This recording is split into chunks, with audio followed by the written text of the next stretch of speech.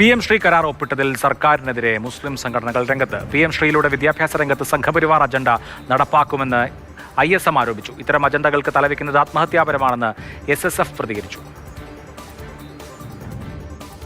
പക്ഷേ ഇപ്പോൾ PM ശ്രീ എന്ന് പറഞ്ഞൊരു പുതിയ പ്രൊജക്റ്റായിട്ട് രംഗത്ത് വരുമ്പോൾ അതിലൂടെയും സത്യത്തിൽ ഉദ്ദേശിക്കുന്നത് RSSൻ്റെ ഒരു പദ്ധതി വിദ്യാഭ്യാസ രംഗത്ത് നടപ്പിലാക്കാൻ കുറച്ച് സ്കൂളുകളെ തിരഞ്ഞെടുക്കുക, എന്നിട്ട് അതിനെ ഫണ്ട് ചെയ്യുക, തങ്ങൾ ഉദ്ദേശിക്കുന്ന ഒരാശയം അതിലൂടെ പഠിപ്പിച്ചു കൊണ്ടുവരിക, വരാൻ പോകുന്ന ഒരു തലമുറക്കിടയിൽ പരസ്പരം ശത്രുത ഉണ്ടാക്കുന്ന ഇവിടുത്തെ മുസ്ലിം കമ്മ്യൂണിറ്റിയോട് വിശിഷ്യ ഒരു വലിയ തോതിലുള്ള അകൽച്ച ഉണ്ടാക്കുന്ന രൂപത്തിലുള്ളൊരു വിദ്യാഭ്യാസ പദ്ധതിക്ക് രൂപം കൊടുക്കുക എന്നത് ഇതിൻ്റെയൊക്കെ പിന്നിലുണ്ട് എന്ന് ന്യായമായും ഞങ്ങൾ ഭയപ്പെടുകയാണ്.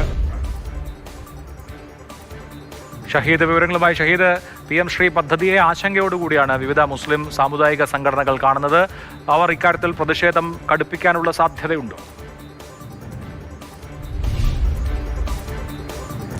അഭിലാഷ്, തീർച്ചയായും അങ്ങനെ തന്നെയാണ് നമ്മൾ കരുതുന്നത്. അവരിൽ നിന്നും അത്തരം വിവരങ്ങളാണ് ലഭിക്കുന്നത്. അതായത് പ്രാഥമികമായ വലിയ പ്രതിഷേധവുമായി രംഗത്ത് വന്നിട്ടുണ്ട്. പക്ഷേ അടുത്ത ഘട്ടത്തിൽ ഒരു പ്രക്ഷോഭത്തിനുള്ള ആലോചനയും അവരുടെ ഭാഗത്തു നിന്നും ഉണ്ട് എന്നാണ് നമ്മൾ മനസ്സിലാക്കുന്നത്. കാരണം ഈ ദേശീയ വിദ്യാഭ്യാസ പദ്ധതി മറ്റ് പല സംസ്ഥാനങ്ങളിലും നടപ്പാക്കുന്ന സമയത്ത് ഈ പ്രത്യേകിച്ചും ചരിത്രം ഉൾപ്പെടെയുള്ള കാര്യങ്ങളിൽ കേന്ദ്ര സർക്കാരിൻ്റെ പുതിയ പാഠ്യപദ്ധതിയും അവരുടെ സിലബസ് ഉൾപ്പെടെയുള്ള വിഷയങ്ങളിൽ നേരത്തെ തന്നെ മുസ്ലിം സംഘടനകൾ അവരുടെ വിയോജിപ്പും എതിർപ്പും ഒക്കെ പരസ്യമായി പ്രകടിപ്പിച്ചതാണ്.